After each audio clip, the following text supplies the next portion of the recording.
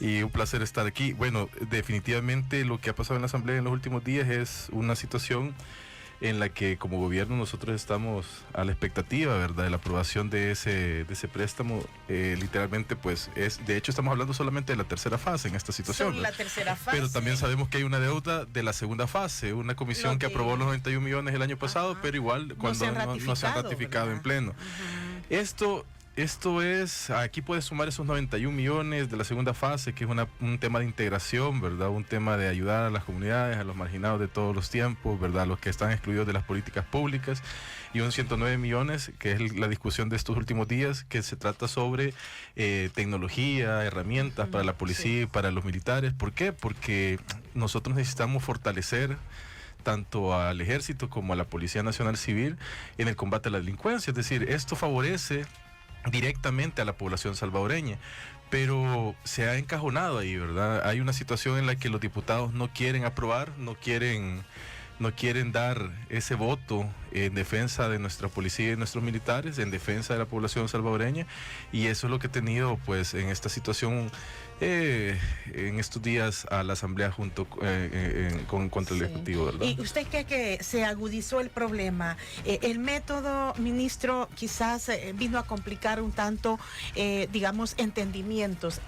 ¿Cree usted, en opinión del ministro de Gobernación, sigue este choque Asamblea-Ejecutivo o cree que ya estarían buscando un diálogo?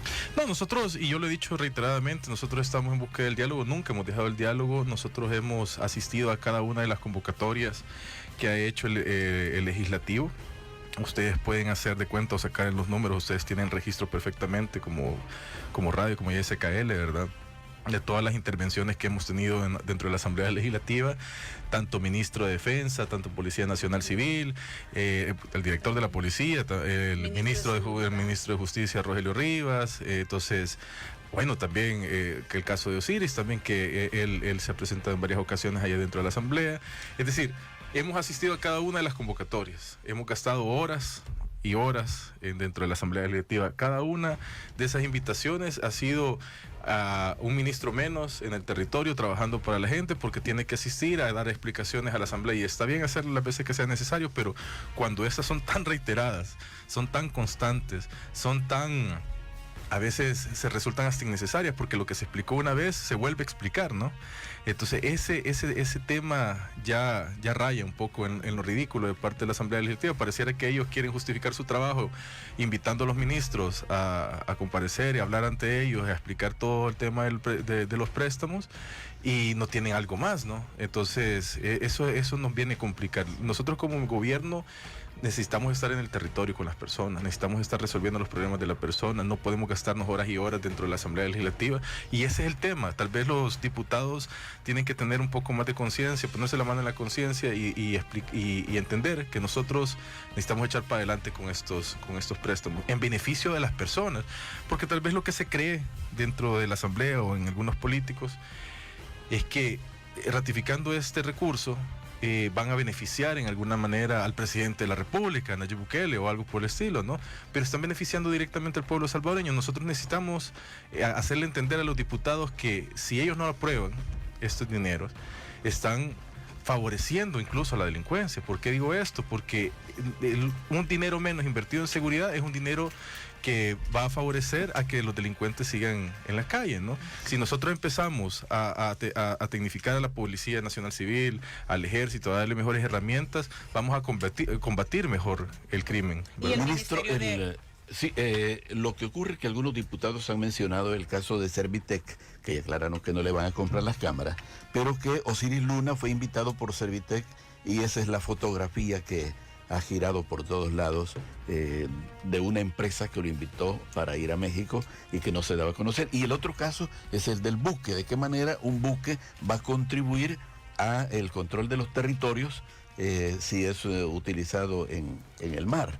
Bueno, tal vez no sea del conocimiento de todas las personas, pero el tema del buque es un tema de defensa nacional, y además el tema de las aguas es importante en el combate al narcotráfico, ¿verdad? Que también es crimen.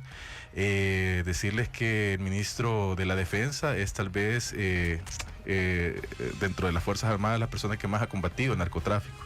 es un aliado estratégico incluso del gobierno de Estados Unidos en el combate al narcotráfico, y un buque es precisamente eso, una instalación marítima en la que nosotros podemos tener un despliegue en el mar que nos permita combatir el narcotráfico, fundamental, absolutamente fundamental. Es decir, ustedes tendrían que ir y ver el equipo que nuestros marines tienen en cada uno de los puertos y entender la necesidad de eso. Es decir, no podemos ser, como le diría, tan ligero en expresar que el buque no es necesario. El buque es absolutamente necesario. Es más, ojalá tuviéramos más, porque nosotros no queremos entrar como en un estado como otros países, que el narcotráfico pues impera, ¿verdad?, en cada una de sus fronteras y en el agua, etcétera. Tenemos un serio problema, ¿verdad?, de esto. Y aún así yo te podría decir que El Salvador está en condiciones diferentes a toda la región, y gracias precisamente al trabajo que ejerció en estos últimos años el ministro Monroy, ¿verdad?, que en su momento pues se desplegó en el mar, y fue donde más se combatió incluso el narcotráfico, donde las grandes cantidades de drogas incautadas se hicieron en el mar. Exacto. Un importante apoyo de Estados Unidos en este. Por supuesto, y por eso el trabajo en conjunto con la Marina ha sido fundamental en el tema del narcotráfico. Yo no discutiría si el buque está o no está dentro del tema del combate a la delincuencia. Es más, es fundamental. Ojalá pudiera haber más. En el tema de los otros casos, pues no hay ninguna relación contractual con ninguna empresa de seguridad, así que eso está de más decirlo. O sea, y también hay que entender también las dimensiones de esto. O sea, nosotros estamos hablando de 109 millones, que incluye un buque.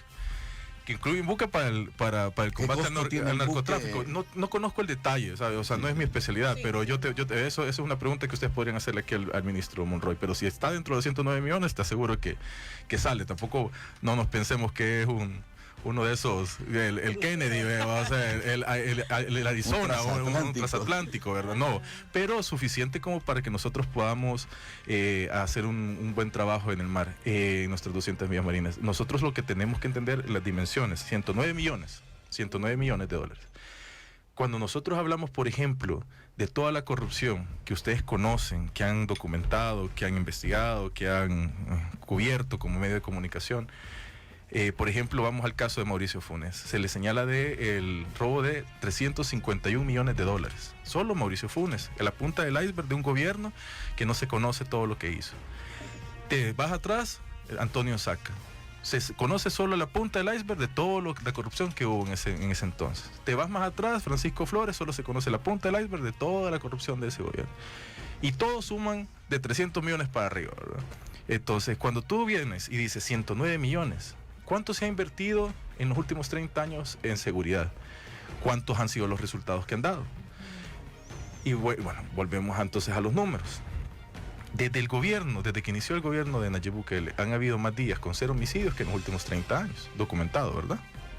Entonces, si tú tienes estos números, si sabes que ha reducido el porcentaje de homicidios en el país, el número de extorsiones, el número de desaparecidos, y tú estás pidiendo solamente 109 millones, y te dice, el gobierno te está diciendo, estos 109 millones van a ayudar a resolver más el problema. No vamos a hacer Suiza, no vamos a hacer Noruega, estamos claros, pero el trabajo va en ese camino, ¿no? O sea, vamos reduciendo, y este dinero es para fortalecer, porque nosotros un centavo partido por la mitad de parte de la Asamblea Legislativa no la hemos tenido. Entonces, solo lo del presupuesto, ¿verdad? Pero el presupuesto se va de Ese se está ejecutando, ministro, porque hablaba también. Sí, ya se inició a ejecutar, ¿no? O sea, pero eso es lo de todos los años. Orgánicamente, sí, claro. Sí, es decir, pero por eso el tema de las dimensiones. Yo quisiera que quede muy claro, ¿verdad? O sea, nosotros estamos pidiendo ese dinero para fortalecer el tema de seguridad, pero cuando tú tienes, por ejemplo, a un Mauricio Funes que se llevó 350 millones de dólares, ya quisiéramos nosotros tener 351 millones de dólares para invertir en seguridad, y tendríamos 3 veces más efectividad que los que vamos a tener con los 109 millones. Y eso a todos los salvadoreños les beneficiaría. Entonces nosotros estamos poniéndonos a discutir 109 millones como que si fuesen, no sé, el presupuesto de la nación, ¿no? Cuando es apenas una gota de ayuda entre todo lo que se pudo haber hecho en los últimos años. Entonces, ya es momento de tomar esa conciencia. El país ha desperdiciado mucho dinero en inversiones que no eran necesarias. Tenemos el tema de Chaparral, cuánta corrupción hubo ahí, ¿verdad? Una obra que tuvo que haber costado, ¿qué? 200, 300 millones y va a terminar tal vez en los 800 millones, no sabemos todavía, ¿verdad? Y una situación complicada y que hemos encontrado ahí un aparataje de corrupción increíble, ¿no? Entonces, cuando tú ves todo esto, ves las malas inversiones en el pasado, ¿verdad? Ves la corrupción que hubo en el pasado y te estás cuestionando 109 millones cuando estás viendo los resultados, cuando sos beneficiado por los resultados. Los diputados creo que en ese sentido están encapsulados, ¿verdad? Están en una burbuja electoral en la que ellos quieren disminuir la popularidad y la simpatía del presidente y los ciega, ¿verdad? Los hace ver solamente para adelante. Pero yo les hago un llamado, porque si ellos no se ponen del lado del pueblo, no empiezan a velar por los intereses del pueblo salvadoreño, ellos no van a tener el favor del pueblo salvadoreño en un futuro. Ellos tienen que entender que lo que se les está solicitando es completamente razonable, tiene lógica. Además, es un ganar-ganar. Si nosotros, con ningún centavo partido por la mitad de parte de la Asamblea, hemos logrado números que jamás en la historia de El Salvador, y nadie lo puede negar, y ustedes, si me estoy equivocando, contradíganme, que nadie lo puede negar, hemos tenido resultados que no se han visto en los últimos 30 años. Entonces, ¿por qué no invertir en esto si se va a ver beneficiado la inversión privada nacional, la inversión extranjera, los nacionales, el pueblo en general? Todas las personas que salen en las mañanas a trabajar, que salen de su casa a dejar a sus hijos a la escuela, o que sus hijos se van a la escuela, que van al trabajo, no saben si van a regresar.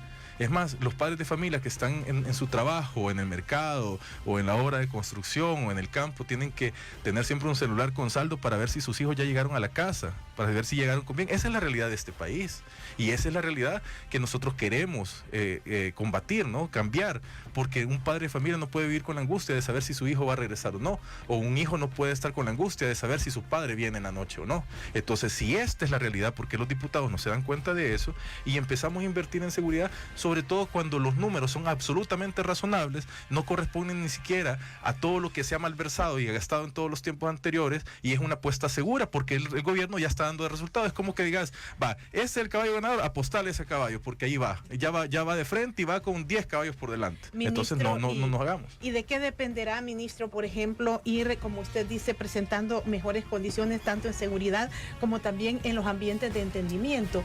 Le pregunto porque muchos hablan de las repercusiones. Hoy leí el titular de la prensa gráfica hablando que los bonos han caído, fíjense, porque dice que por la crisis política que se generó, están de visita las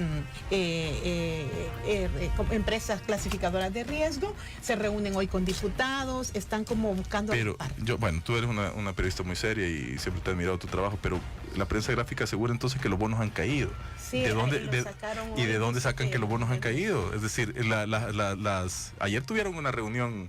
los diplomáticos... Fitch, la calificadora, sí, Fitch, con el CAPRES, con Casa Presidencial, estuvo la comisionada, estuvo el ministro de Hacienda, etcétera. Se reunieron ayer, ¿no? Sí, el día de ayer por la tarde, y nadie ha sacado, es más, lo que se sabe de esa reunión y lo que sé de esa reunión, porque no estuve presente, es que estaban muy contentos con el trabajo que está realizando el gobierno y que nadie está hablando de que van a caer bonos ni números ni nada por el estilo. O sea, esas cuestiones que a veces... Ministro, no se puede ocultar lo que está comentando el mundo entero. La Embajada de los Estados Unidos se ha pronunciado, las Naciones Unidas, incluso el presidente de la Asamblea ha pedido la intervención para que medie las Naciones Unidas. Es decir, a nivel internacional, El Salvador está dando una imagen a partir de lo que ocurrió el domingo. Sí, pero primero te comento una cuestión. O sea, lo que se me estaba preguntando es por la caída de bonos que no existe. Entonces, ahora tú me hablas de ocultar temas internacionales. No se trata de eso. En tema de los bonos, para dejarlo claro, no ha caído ningún bono.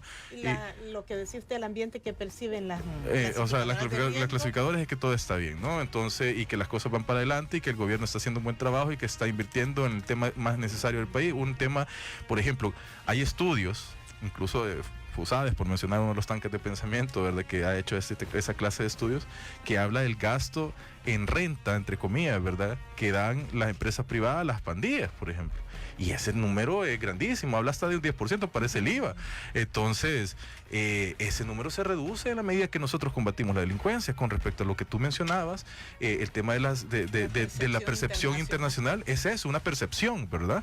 Y uno tiene que hacer el trabajo suficiente para explicarle aquí que lo que aquí hay es una lucha en favor del pueblo salvadoreño, en favor de aprobar un préstamo que beneficiaría a salvar las vidas de policías y militares. Es decir, en ese presupuesto va dinero para chalecos antibalas. Si una bala entra en un policía porque no tiene un chaleco, es porque ellos no quisieron aprobar ese dinero. Nosotros queremos salvar la vida a los policías, nosotros queremos salvar la vida de los militares, nosotros queremos que esa madre de ese policía tenga a su hijo y que esos niños que tiene ese policía sigan teniendo padre. Y en la medida que nosotros no aprobamos eso, estamos yendo en contra de la vida de los salvadoreños y de los que nos brindan la seguridad, de nuestros héroes. Si nosotros hablamos de percepciones, bueno, lo que te puedo decir de realidad es que el pueblo salvadoreño está apoyando las medidas del presidente, está apoyando las medidas de seguridad, está aprobando el hecho de que están disminuyendo la delincuencia y que se estén sintiendo seguros, y además hay una percepción real. Entonces, cuando tú echas en la balanza, nosotros podemos tener diferencias, igual vamos a llegar a consenso, igual se le va a explicar a la comunidad internacional de qué va esto, pero lo que a nosotros nos interesa realmente es el bienestar de nuestro pueblo. Son las 7 de la mañana con 21 minutos. El ministro de Gobernación y Desarrollo Territorial, Mario Durán, nuestro invitado de hoy. No nos cambie, ya regresaremos. Esto es Punto de Vista a través de la poderosa radio cadena YSKL. Gracias a quienes están conectados también en el Facebook Live. Siempre vamos en busca de la verdad, para que usted forme su punto de vista. En Punto de Vista estamos hoy conversando con el ministro de Gobernación y Desarrollo Territorial, sí, Mario Durán, mañana hablando acerca de la situación que se ha presentado a partir de lo ocurrido en la Asamblea Legislativa. Mario, hay también otros temas importantes como es la aplicación de beneficios para los veteranos, que precisamente tenemos un oyente en este momento que está preguntando sobre esa temática. Bueno, sí, pero antes quería yo, antes de entrar a este tema, hablar un poco de un componente que le compete directamente, ministro, en el marco de todo el Plan de Desarrollo Territorial a Gobernación, y es la prevención. ¿Cómo está, por ejemplo, la operatividad de los planes que son competencia del Ministerio de Gobernación y los recursos? Bueno, hemos estado hablando en segmento anterior sobre el tema fase 3, ¿verdad? El tema de tecnología, proteger a nuestros militares y policías y obviamente dotarlos de tecnología y herramientas para combatir la delincuencia en favor del pueblo salvadoreño. La fase 2 en específico tiene que ver muy puntualmente con el tema de la prevención. Fase 2. La fase 2, efectivamente, el Ministerio de Gobernación tiene un componente muy importante y esto se trata de trabajar en los sectores más olvidados del país. Nosotros identificamos antes de tomar posesión en nuestro trabajo de levantar toda la data del país para ver por dónde íbamos a entrar a los temas más álgidos, ¿verdad? Nos percatamos de que había poca inversión y pocas políticas públicas en favor de las comunidades más estigmatizadas de El Salvador. ¿A qué me refiero con eso? Bueno, antes no era raro escuchar de funcionarios públicos, tanto de un lado como del otro, hablar de marginales, o la zona marginal tal, o la zona... Y eso genera una conceptualización de exclusión, porque si vos vivís en una zona marginal, automáticamente te convertís en un marginado. Y entonces todo esto, bueno, que se fue creando, ¿verdad? Y teniendo todo un sentido, le fuimos dando nosotros, vinimos y nos dimos cuenta que había que romper con ese estigma, porque dentro de cada una de las comunidades más estigmatizadas de este país, de San Salvador, que nosotros podemos contar muchas, ¿verdad? Está la Concepción Don Bosco, la Iberia, no sé, todos los que se encuentran en las líneas del ferrocarril, la Quiñones, todas las comunidades, si es que hay comunidades, hay en cantidad, ¿verdad? Entonces, y uno tiene que recordar por qué existen estos espacios, ¿verdad? En el tiempo del conflicto armado, ¿verdad? El campo migró hacia la ciudad en busca de protección, ¿verdad? Y encontró espacios para ubicarse, donde asentarse a las orillas las vías del tren, ¿verdad? Y ahí empezaron a generarse comunidades completas. Y poco a poco el gobierno lo fue abandonado totalmente. No les puso el agua, no les puso la luz, no les puso alumbrado público, no les puso calles, porque ellos los consideraban invasores, ¿verdad? Y después los estigmatizaron con el tema de marginales.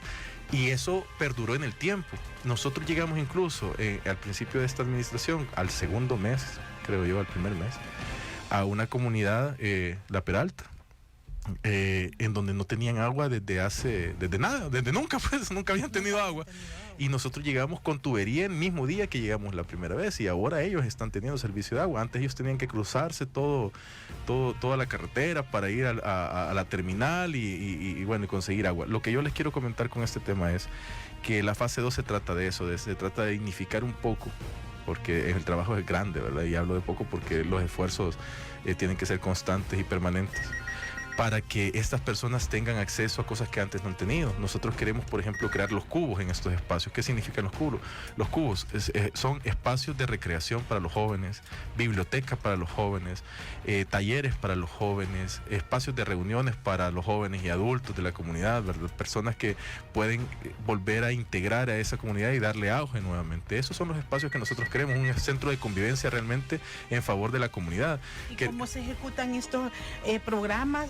Con el financiamiento, ¿de dónde se obtiene? Entonces aquí vienen los 91 millones que corresponden a la fase 2, ¿verdad? Ahí ya estamos hablando de la fase 2, no de la fase 3.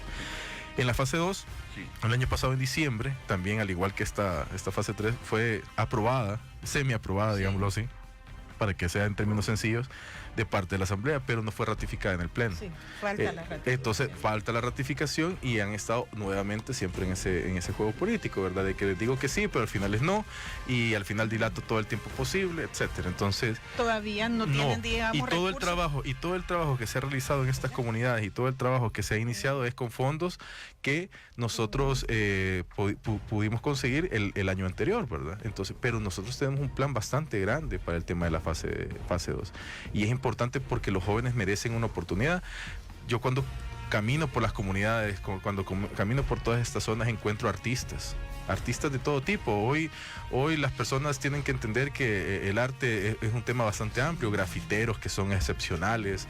Bueno, de hecho en Alemania hay grafiteros increíbles, Inglaterra, Europa entero tiene personas que dedican su vida a eso, y las ciudades se embellecen gracias al arte de estas personas, ¿no? Entonces nosotros tenemos artistas impresionantes en ese rubro, tenemos deportistas en todas las disciplinas en estas comunidades, tenemos estudiantes increíbles, incluso muchos de ellos van a ser becados gracias a programas que ya hemos estado impulsando adentro del Ministerio de Gobernación, también de la Secretaría de la Presidencia, etcétera. Y todo ese trabajo es enfocado precisamente a estas personas que antes habían sido señaladas como marginados, ¿verdad? Y que vivían en esas marginales. Entonces, aunque la prevención, ministro, no se debe ver solo únicamente para las comunidades marginales. No, porque sabemos que no, y es un tema cultural también, y cada ministerio tiene su opción. Tú me preguntabas muy puntualmente por el trabajo del Ministerio de Gobernación, pero yo te puedo, si queremos hablar entonces de tema de prevención, aquí está el Ministerio de Cultura, el Ministerio de Educación, incluso Salud, o sea, tiene que ver mucho con todo. O sea, es decir, este país necesita, por ejemplo, un proyecto de psicólogos o educación también. Las escuelas tienen que tener mucho tema de taller, en el tema de prevención. Entonces nosotros vamos caminando en todas las áreas. En el Ministerio de Gobernación le correspondería esta fase, y esta fase es sumamente importante en la medida que nosotros tenemos que rescatar a todos esos jóvenes y quitárselos a la violencia, a las pandillas, quitárselos a todas estas personas que los pueden hacer caer en mal camino. Cuando un joven no encuentra esa oportunidad, imagínate, un joven que es sumamente inteligente, que de repente no tiene acceso por algo motivo al bachillerato, pero desde pequeño hasta 9º grado era excelente, pero después por temas de inseguridad no puede viajar hacia su instituto. O sea, estamos desperdiciando talento en esa zona. Ojo, yo sé que la JSKL tiene alcance internacional también en Estados Unidos. A todos los hermanos lejanos, un gran saludo. Un saludo a todos los hermanos lejanos. Yo siempre me acuerdo de ustedes. Obviamente tengo mucho cariño por ellos. Yo mismo soy hijo de familias de migrantes, entonces yo sé lo que se siente. Creo que ¿verdad? todos tenemos familias migrantes. Todos. Sí, así es. No, y mi familia completa, ¿verdad? Yo estoy solito por aquí. Pero yo te digo una cuestión. allá en el extranjero, allá en Estados Unidos, en el caso que yo conozco personalmente, hay una cantidad de personas que pudieron haber hecho tan grande a El Salvador y ahora viven allá y hacen bien por sus vidas, por sus familias, y están haciendo excelentes las cosas allá. Pero perdimos ese talento que estuviera aquí, siendo explotado aquí en favor del Salvador. Entonces, y eso también se debe precisamente a esa falta de oportunidades, porque incluso no solo se trata de las comunidades, la zona rural también, y está implícita también en la fase 2. De eso se trata. Nosotros lo que queremos es volver a tener el sentido de comunidad, volver a tener ese sentido de hermandad, saber que todos somos ciudadanos de primera clase, de primer nivel, ¿verdad? Que no hay ciudadanos que son distintos a otros, ¿verdad? Que a este sí se le puede dar de todo, pero a este hay que dejarlo a un lado. No se puede seguir en esa dinámica, no se puede seguir en esa forma de pensar, y el gobierno de El Salvador, el gobierno de Nayib Bukele, quiere romper con esas barreras, con esos muros que se han levantado entre ciudades. Y te lo digo y te lo voy a decir, te lo voy a ejemplificar. Bueno, un amigo, vamos a ponerlo así, lo vamos a poner como anécdota, la anécdota es real. Un amigo te compró una casa a un expresidente de la República. Y había un muro que dividía la casa con una comunidad que todavía tenías que cruzar como una quebrada, digamos. Pero un muro de 4 metros. Y arriba de eso había una malla ciclón y después Razor, ¿verdad? Y el Razor estaba con 220. Y todavía la que fuera la primera dama en ese momento dijo, no se preocupen por los marginales, porque si se quieren pasar, ahí está el 220 y hasta ahí van a quedar. Y bueno, uno se queda sorprendido porque dice, o sea, ella fue la primera dama. Y esa era la concepción de allá están aquellos, no te preocupes porque si intentan hacer algo, aquí se tiene. Pero levantaste muros. Yo recuerdo cuando estaba muy pequeño realmente, eso no existía. Era bien difícil ver muros levantándose en todas partes. Sí los había, pero el tema del Razor es una cuestión. Hoy no ves una casa sin Razor. Pero por la condición de inseguridad. Es más, exacto. Y cuando tú vas a colonias que antes tenían acceso libre y que vos caminabas entre colonias, etcétera, o andabas en tu bicicleta, hoy tienen portones por todas partes. Y si no te levantas un portón, o las alcaldías tienen un gran problema con eso, porque si no, el tránsito también lo tiene. Pero ¿qué sucede con todos esos muros que dividen ahora? Es esa situación de inseguridad. Por eso es tan valioso invertir en los temas que hoy estamos hablando. Por eso es importante invertir en la fase 2, en la prevención, y que se ratifiquen esos 91 millones. Por eso es importante que se ratifiquen esos 109 millones en la fase 3. ¿Están ya cercanos a utilizarlo en su totalidad, ministro? Es que no ha sido ratificado en la Asamblea Legislativa. Nosotros no hemos tenido un solo centavo partido por la mitad de parte de nada. Y además, después de la ratificación vendrá todo un trámite. Uno puede pensar que es ratificando y ya viene Pero no te preocupes, que nosotros vamos a trabajar rápido en eso. Financiamiento. Sí, y nosotros vamos a trabajar rápido en eso, pero el punto es, al final, es que nosotros tenemos que botar esos muros. Tenemos que recuperar a los hermanos que se fueron al exterior y tenemos que motivarlos a que regresen a su país a invertir. Tenemos que sacar a los talentos de esa marginalidad en la que la habían tenido los gobiernos anteriores y volverlos a incorporarlos de manera eficiente a esta sociedad para que hagan grande a este país. Entonces todos esos componentes tenemos que incluirlos y amalgamarlos para que puedan, para que este país pueda ser realmente algo excepcional, algo diferente. Las acciones de atención a los veteranos, ministro, este ha sido un problema complejo, porque los registros, los censos aparecen bastante altos, y a veces, hoy por ejemplo llamaba uno de los beneficiarios, él ya es pensionado, me dice, pero estaba participando en el censo, y me dice, pregúntele al ministro si cuando uno ya es pensionado ya no puede clasificar para más beneficios. Ya no podría, sí, bueno, esa es la respuesta. Así es la respuesta. Pero, y decirte, sí, el tema de veteranos, bueno, perdón. No, hay otra pregunta, pero es sobre bomberos, ya la vamos a hacer. Perfecto, entonces en el tema de veteranos, ¿sabes? Nosotros tenemos una lista en este momento de alrededor de 78,000, va más o menos 77,000 y algo, ¿no? Te debo los números, ese número último, ¿no? Pero sí sobrepasa los 77,000. ¿Qué sucede? Nosotros cuando llegamos al Ministerio de Gobernación encontramos una lista como de 68,000, ¿verdad? Y hemos aumentado este número por personas que habían tenido pendientes los trámites. ¿Quiénes son los encargados? Bueno, están bien establecidos quiénes eran los excombatientes del FMLN, se encuentran enlistados y se encuentran incorporados. Todos aquellos que habían sido los desmovilizados de la Fuerza Armada, ¿verdad? De todas aquellas personas que habían participado, el Ministerio del Ejército, perdón, el Ministerio de Defensa da certificaciones, Sí, sigue un proceso y nos lo envía y nosotros damos trámite. Entonces, habían habido algunos retrasos y nosotros pusimos al día todas las cosas dentro de ese listado. Entonces, superamos los 77,000. Cuando nosotros llegamos, tenían las pensiones, que eran en aquel momento de $50, tenían retraso. Y nosotros nos pusimos al día, en el primer mes nos pusimos al día, porque tuvimos que pagar el retraso, tuvimos que pagar casi inmediatamente después el mes que correspondía, y así continuamos y hemos hecho un pago. Ahora van nosotros al día. vamos al día y si podemos pagamos mucho antes, y estamos en comunicación permanente con el Ministerio de Hacienda para su desembolso. Pero el trabajo se hace bastante rápido y eficiente. ¿Qué sucede? Aumentamos el número de beneficiarios, uno. Después incorporamos proyectos que no existían en el pasado. ¿Cuáles eran los proyectos? Becas para los hijos de los veteranos y excombatientes, ¿verdad? Que no tenían, y nosotros estamos alrededor de 4,000, casi 4,000 becarios, hijos de veteranos y excombatientes. Dimos al Ministerio de Vivienda, alrededor de 2.7 millones de dólares para proyectos de casas de veteranos y excombatientes, ¿verdad? Que ellos pues trabajan con los veteranos y dan cheques de $3,500 y algo, un poco para remodelar, un poco para ayudar a solventar algunas y mejorar su vivienda. Un proyecto que tampoco existía. Y el Ministerio de Gobernación dio 2.7 millones de dólares y hacemos ese proyecto en conjunto con el Ministerio de Vivienda. Eso no lo teníamos antes y eran deudas históricas que se tenían con los veteranos y excombatientes. El Instituto Ahora del Veterano está funcionando. Te comento, pero ya llegó a eso. Cuando nosotros tomamos también esto, además de que no existían esos beneficiarios, percibían $50 en concepto de pensión. Sí. Cuando el presidente prometió a los veteranos y combatientes que no los iba a dejar solos, ¿verdad? Y que además entendía que a través de todos estos años, de 10 años de creada la ley, no se les había dado mayor beneficio.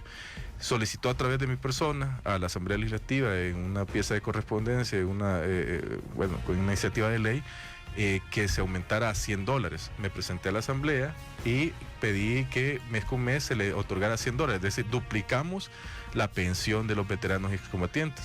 La Asamblea lo vio en plenaria y lo ratificó. Sí. Tuvimos esa suerte, ¿verdad? Que en esa se sumaron los diputados. Y ahora, en este mes de enero, por primera vez, después de 10 años creada la ley de veteranos y excombatientes, reciben $100, es decir, duplicamos lo que percibían. Nosotros pudimos ver gente que lloraba recibiendo esos $100 porque realmente es un beneficio bastante grande y son 77,000 personas beneficiadas. Pues siempre sobre llamadas seguimos escuchando gente de veteranos. Solamente porque me decía lo del instituto, rápidamente, perdón, no me deseo interrumpir.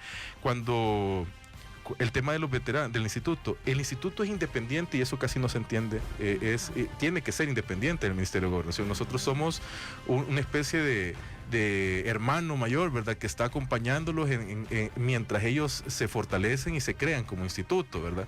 Y uno podría decir, bueno, pero ¿y cuál es por qué se encuentra todo? Créeme, mi mayor interés es que el instituto se cree tal cual, se consolida tal cual, porque a veces cuando señalan también dicen, el Ministerio... Sí, lo señalan al sí, exacto, pero fíjate que no funciona así. De hecho, su junta directiva, yo no me encuentro ahí. Yo ayudo y colaboro en la medida que ellos me solicitan a mí la colaboración.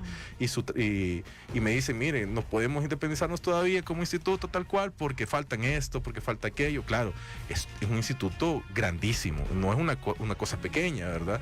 Realmente sus funciones son grandes y un sector complicado, pues en alguna medida, por llamarlo de alguna manera, pero nosotros entendemos que ellos tienen que llegar a ese momento. Ellos han pedido prórrogas como instituto, han pedido prórrogas para continuar en esa colaboración mutua, ¿verdad? Hasta abril de este año. En nuestro trabajo nosotros sí hemos avanzado y, por ejemplo, ya tenemos el edificio que va a ser, y pronto lo vamos a estar anunciando en los medios de comunicación. Bueno, es primicia para ustedes. ¿Lo anunciamos ya aquí? Bueno, sí, ya tenemos lo que va a ser el nuevo Instituto de Veteranos y Excombatientes de la Fuerza Armada. Ya se tiene un edificio, un espacio físico y que va a estar siendo ocupado en los próximos meses, ¿verdad? Así que eso es también ojo con eso, una promesa que se les estuvo pendiente desde los últimos 10 años, que siempre se les dijo que se les iba a dar un espacio y nunca se les dio, y ahora nosotros tuvimos, por suerte, encontramos un espacio que cumple los requisitos idóneos a un precio muy bueno. Es más, ganamos mucho con la compra de este espacio porque logramos una buena negociación y bueno, la vamos a hacer pública, y yo lo digo con mucha sinceridad, que bueno que tenemos ese lugar ahora, porque los veteranos van a tener un lugar para ellos, sobre la Bernal, pero allá vamos a hablar, no vamos a hablar más. Ya, pero sí, es una deuda histórica, el edificio de veteranos y combatientes, y muy pronto pues ellos van a pasar a este lugar. Ministro, en una de las llamadas... Y eso ya va hablando de la independencia. Una de las llamadas nos preguntaban cuándo van a abrir local, dice, en la zona oriental para seguir inscribiendo a excombatientes. Entre ellos decían los patrulleros. Fíjate que todo lo que trata sobre el tema de inscripciones tiene que ver con, como ya lo explicaba antes, con el tema de la Fuerza Armada, y ellos tienen que ir a pedir esa información a ese lugar, y si quieren asesorarse, pues con todo gusto pueden llegar a las oficinas del Ministerio de Gobernación, y ahí les van a estar dando los detalles junto con el Instituto de Veteranos. Y nos preguntaban de los gobernadores, ministro. Sí, una pregunta recurrente. Porque, bueno, ¿tienen alguna función logística también los gobernadores? Sí, pero tiene más sentido, y yo te lo digo con toda sinceridad, los gobernadores data una ley de hace más de 100 años. O sea, y los gobernadores fungían prácticamente como pequeños, no sé, podrías pensar como hasta presidentito, por llamarlos de alguna manera, porque la comunicación en aquel entonces, hace 100 años atrás, estábamos hablando de que no era tan fluida, ¿verdad? Vos venías de la Unión a San Salvador hace 100 años y no era como ahora, ¿verdad? No dista mucho de esa, y las comunicaciones no eran igual. Entonces vos tenías que tener una persona encargada, digamos, políticamente del departamento para que hiciera la coordinación de esto. Nosotros no hemos parado nuestro trabajo normal, nuestras gobernaciones funcionan de lo más normal, es decir, como que si tuviera un gobernador, porque nosotros estamos al frente de cada una de ellas, y el trabajo se realiza de igual manera, ¿verdad? Las coordinaciones se realizan de igual manera. ¿Qué sucede? La elección de los gobernadores por ley le corresponde así es. Entonces nosotros lo que estamos haciendo es esperando la decisión del presidente. Tiene que elegir a los mejores, ¿verdad? Era antes, y no me vas a dejar mentir aquí en tus micrófonos, un puesto que se daba mucho como favor político. Así es. Entonces siempre se manejó así. Entonces cuando tú encontrabas eso, era como el pago porque me ayudan en la campaña. Nosotros no caímos en esa situación. Nosotros queremos dotar a esa figura de algo diferente, ¿verdad?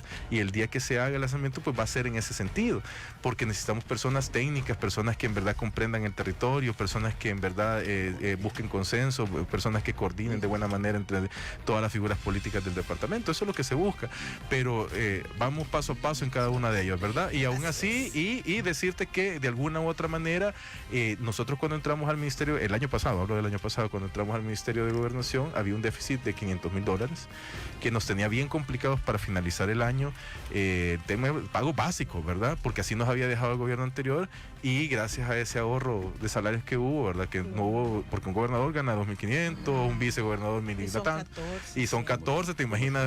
Entonces hubo un ahorro, y gracias a eso también pudimos salir adelante entonces hasta yo vamos a ir paso a paso. Vamos paso a paso, así es.